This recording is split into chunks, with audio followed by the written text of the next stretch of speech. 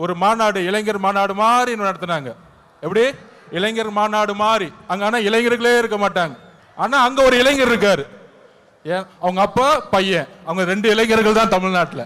அந்த இளைஞர்கள் சொல்றாங்க, மாநாடு போட்டு இளம் பெரியாராம். யாருப்பா இளம் பெரியாரு? பெரியாரோட வரலாறு தெரியுமா? முத பெரியார் ஸ்பெல்லிங் படிக்க தெரியுமா உனக்கு? மழையில படிக்க கொடுத்தா?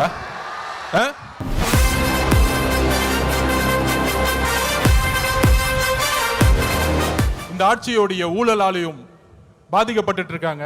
இங்க இருக்கக்கூடிய அமைச்சர்கள் டாஸ்மார்க்கை மட்டுமே நடத்திட்டு இருக்கக்கூடிய ஒரு நிர்வாகத்தை கொடுத்துட்டு இருக்காங்க. இதை மாற்றணும்னா யாரால மாற்ற முடியும்? யாரால மாற்ற முடியும்? நீங்க சொல்லுங்க. யாரால மாற்ற முடியும்?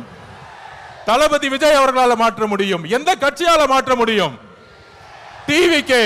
இன்றைக்கு இருக்கக்கூடிய ஒரே நம்பிக்கை டிவிகே தான். அப்ப அது ரீசெண்டா ஒரு மாநாடு, இளைஞர் மாநாடு மாதிரி நடத்தினாங்க. எப்படி? இளைஞர் மாநாடு மாதிரி. அங்க ஆனா இளைஞர்களே இருக்க மாட்டாங்க. ஆனா அங்க ஒரு இளைஞர் இருக்காரு. அவங்க அப்பா பையன், அவங்க ரெண்டு இளைஞர்கள் தான் தமிழ்நாட்டில். அந்த இளைஞர்கள் சொல்றாங்க, மாநாடு போட்டு இளம் பெரியாராம். யாருப்பா இளம் பெரியாரு?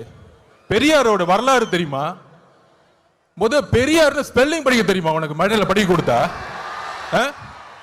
இதே ஈரோட்டில் மண்ணில் எத்தனை சொற்பொழிவுகள், எத்தனை மாநாடு, எத்தனை உழைப்பு, 70 வருட உழைப்பு. அந்த 70 வருட உழைப்பை சிதைக்கிற மாதிரி இளம் பெரியார்னு சொல்றீங்களே உங்க மகனுக்கு, இதுவா ஆட்சி?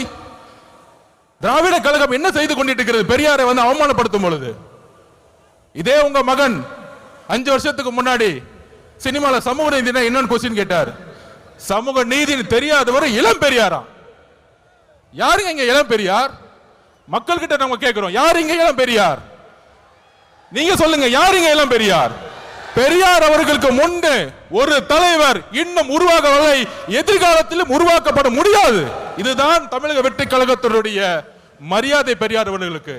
இங்க ஒரே பெரியார், இங்க ஒரே அம்பேத்கர், இங்க ஒரே காமராஜர், ஒரே தீரன் சின்னமலை, ஒரே பொல்லாதவர்கள். இந்த தலைவர்களை நீங்கள் அசிங்கப்படுத்தினால் தமிழக வெற்றி கழகம் மிகப்பெரிய போராட்டத்தை உருவாக்கும். 2026 எழுதி வச்சுக்கோங்க. 2026, 31, 36 போயிட்டே இருப்போம். தெளிவா இருக்கு, மக்கள் முடிவு பண்ணிட்டாங்க. உங்களுடைய சூதுனால மிகப்பெரிய இழப்புக்கு அப்புறம் தலைவர் அவர்களை மக்கள்கிட்ட இருந்து பிரிக்க பார்த்தீங்க. ஆனால் இங்க இருக்கிற கூட்டம், இங்க இருக்கக்கூடிய மக்கள் சக்தி, இங்க இருக்கக்கூடிய பெண்கள் சக்தி எந்த அளவிற்கு தலைவர் மீது நம்பிக்கையும் அன்பையும் வச்சிருக்காங்க. இந்த கூட்டம் இல்ல, இந்த மக்கள் கூட்டத்துடைய எழுச்சி இந்த ஆட்சியாளர்களை துரத்தக்கூடிய ஒரு எலெக்ஷனா இருக்குங்கிறத பதிவு பண்ணிது. தலைவர் அவர்களுடைய பேச்ச நீங்க மட்டுமல்ல, ஒட்டுமொத்த தமிழகம் கேட்கறது ரெடியா இருக்கு. கேட்கலாமா? நன்றி, வணக்கம்.